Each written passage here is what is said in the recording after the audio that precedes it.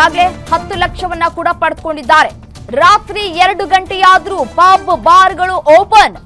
ಕೋರಮಂಗಲದಲ್ಲಿ ಅಕ್ರಮವಾಗಿ open ಆಗಿದ್ದಂತಹ pub ಮತ್ತೆ bar ಮಾಹಿತಿಯನ್ನ ತಿಳಿದು ಪಬ್ ಬಾರ್ಗಳಿಗೆ ಸರ್ಪ್ರೈಸ್ ವಿಸಿಟ್ ಅನ್ನ ಮಾಡಿದಂತಹ ಕಮಿಷನರ್ ಖುದ್ದು ತಾವೇ ರೇಡ್ ಮಾಡಿ ಕ್ರಮಕ್ಕೆ ಸೂಚಿಸಿದಂತಹ ಕಮಿಷನರ್ ಪಬ್ ಬಾರ್ ಓಪನ್ ಆಗೋದಕ್ಕೆ ಇನ್ಸ್ಪೆಕ್ಟರ್ ಲೂಯಿ ರಾಮರೆಡ್ಡಿ ಕಾರಣ ಅಂತ ಹೇಳಿದ್ದಾರೆ. ಮಧ್ಯರಾತ್ರಿ 2:30ರವರೆಗೂ ಓಪನ್ ಇರ್ತಾ ಇದ್ದಂತಹ ಪಬ್ ಮತ್ತೆ ಬಾರ್ಗಳು ಈ ಸಂಬಂಧ ಕ್ರಮ ಕೈಗೊಳ್ಳದ ಇನ್ಸ್ಪೆಕ್ಟರ್ ಈಗ ಅವರನ್ನ ಅಮಾನತುಗೊಳಿಸಿ ಆದೇಶವನ್ನ ಹೊರಡಿಸಲಾಗಿದೆ. Koramangala inspector Louis Ramareddy suspend ಆಗಿದ್ದಾರೆ.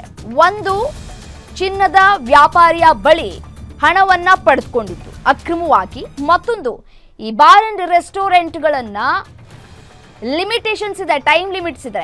ಆ ಟೈಮ್ ಲಿಮಿಟ್ಸ್ ಅಲ್ಲಿ ಅವರು ಕ್ಲೋಸ್ ಮಾಡಬೇಕು. ಬಟ್ ಆದ್ರೆ ಆ ನಿಯಮಗಳನ್ನ ಪಾಲನೆ ಮಾಡದ ಹಿನ್ನೆಲೆಯಲ್ಲಿ ಇನ್ಸ್ಪೆಕ್ಟರ್ಗಳೇ ಸಾಥನ್ನ ಕೊಡ್ತಾ ಇದ್ದಾರೆ. ಸಹಜವಾಗಿಯೇ ಇದು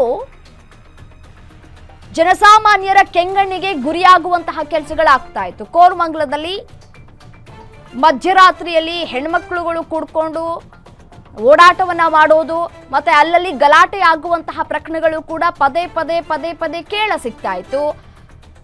ಹಾಗಾಗಿಯೇ ಇದೀಗ ಖುದ್ದು ಕಮಿಷನರ್ ಅವರು ಫೀಲ್ಡ್ಗಿಳಿದು ತನಿಖೆಯನ್ನ ನಡೆಸಿದಂತಹ ಸಂದರ್ಭದಲ್ಲಿ ಸತ್ಯಾಸತ್ಯತೆ ಏನು ಅನ್ನೋದು ಬಯಲಿಗೆ ಬಂದಿದೆ. ಲೂಯಿ ರಾಮರೆಡ್ಡಿ ಅವರೇ ಕಾರಣ ಪಬ್ ಮತ್ತೆ ಬಾರ್ ಓಪನ್ ಆಗಿ ಇರೋದಕ್ಕೆ ಇನ್ಸ್ಪೆಕ್ಟರ್ ಲೂಯಿ ರಾಮರೆಡ್ಡಿ ಅವರೇ ಕಾರಣ ಅನ್ನೋದು ಗೊತ್ತಾಗಿದೆ. ಈಗ ಅವರನ್ನು ಕೂಡ ಸಸ್ಪೆಂಡ್ ಮಾಡಲಾಗಿದೆ. ಮತ್ತೊಂದು ಕಡೆ ಭಜಂತ್ರಿ ಅವರನ್ನು ಕೂಡ ಸಸ್ಪೆಂಡ್ ಮಾಡಲಾಗಿದೆ.